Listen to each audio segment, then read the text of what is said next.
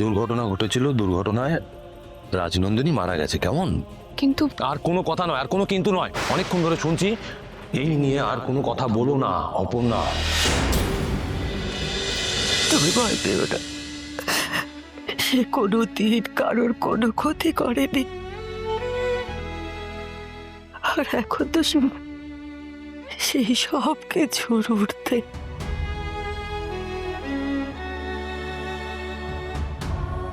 আর অর্ক রাজনন্দিনীর বাবা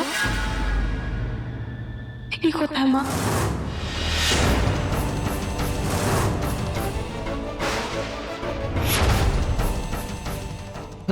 আবার আবার তার কথা আসছে না। তিনি কোথায় মা? তুমি আমাকে দেখে বুঝতে পারছো না? মারা গেছেন, কিন্তু তার কোনো ছবি নেই কেন মা? কোথাও নেই।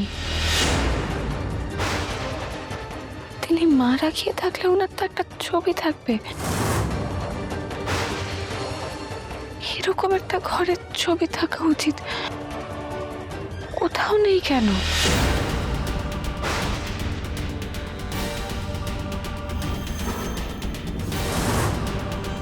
আমাকে বলুন মা, সব খুলে বলুন, আমি জানতে চাই মা।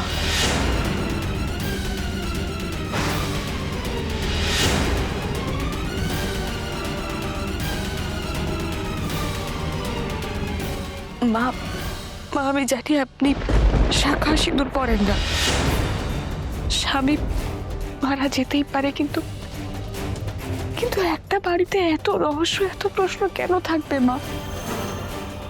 না না মা, না মা, আমাকে বলুন। তিনি তো এই বাড়ির কর্তা, আর ছেলে মেয়ে স্ত্রী সবাই এই বাড়িতে থাকে, কিন্তু তার একটাও ছবি নেই কেন মা? কেন? আমি এই এত প্রশ্ন, এত রহস্য আমি আর নিতে পারছি না মা, আপনি আমায় বলুন। আসলে আসলে কি মা, বলুন। আমি বলছি,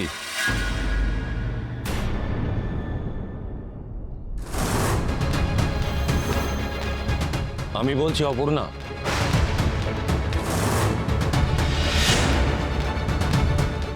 অর্কর জন্য, অর্কর জন্য নেই। অর্ক? তুমি তো শুনেছো, রাজনন্দিনী মারা যাওয়ার পর অর্কর মানসিক অবস্থা ঠিক ছিল না, ওর নার্ভ মাঝে মাঝেই ব্রেকডাউন করে, তুমিও দেখেছো। আর ওই সময়কার কিছু ঘটনা ওর মনেও নেই, স্মৃতিতেও নেই। এখানেই শেষ নয়, রাজনন্দিনী মারা যাওয়ার পরপরই অর্কর বাবাও মারা যায়। আর ওর বাবা এই বাড়িতে রেগুলার বেসিসে থাকতেন না, তাই আর কি। সেই জন্যই অর্ক কিছু জানতে চায় না। ছবি বা অন্য কিছু যদি এখানে থাকে, তখন তখন আমার ছেলেটা আবার উত্তেজিত হয়ে পড়বে। ওর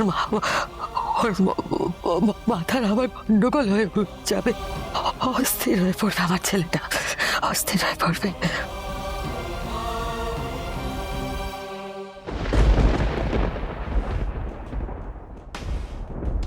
আপনি তো শান্ত কেন? ওকে শান্ত থাকতে হবে, তাই এই পরিবারের ওপর দিয়ে অনেক কিছু গেছে। তাও তো উনি বাবা, উনি কখনো বাবার দায়িত্ব পালন করেননি, তাই অর্করও কোনোদিন প্রয়োজন হয়নি তাকে। কিন্তু আপনি এখন কি তুমি এটাও বলবে যে আমি যথার্থভাবে স্ত্রীর দায়িত্ব পালন করিনি? ঘরে যাও মা, ঘরে যাও, আমি এখানে আছি। আমি সেদিনও ছিলাম, আজও আছি, আর ভবিষ্যতেও থাকবো। সামলেছিলে, আজ আমি আমার দায়িত্ব, কর্তব্যটুকু পালন করছি। যাও ঘরে যাও, যাও প্লিজ, ঘরে যাও।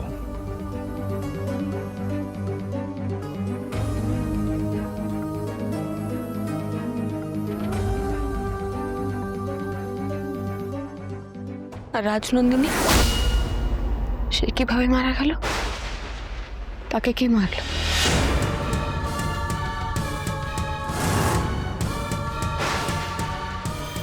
রাজ, আমার কথাটা শোনো। রাজ, এগিয়েও না, এগিয়েও না। রাজনন্দিনী!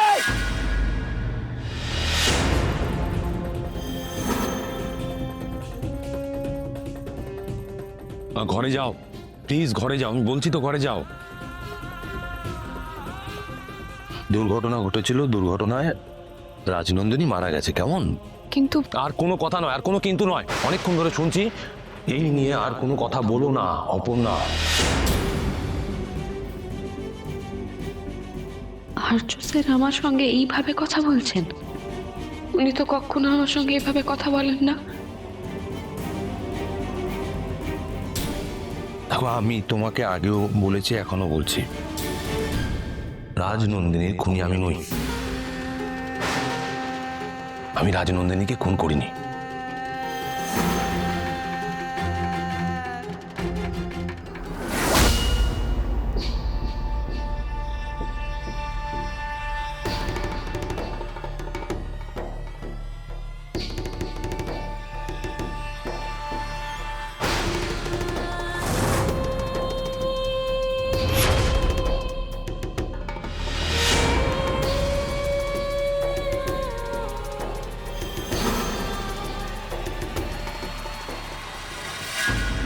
আজকে আমি এই ঘরে ঢুকবই, দেখব কি আছে।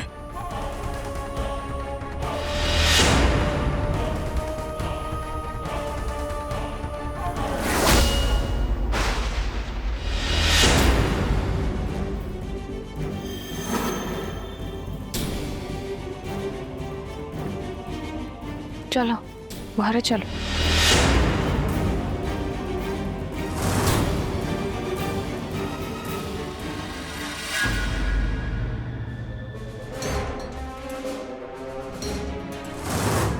করে নাও অপর্ণা, যা ইচ্ছে করে নাও। তারা সুন্দরী মায়ের কথা তো আর বিফলে যাবে না। আমি দলিল সব জানবো।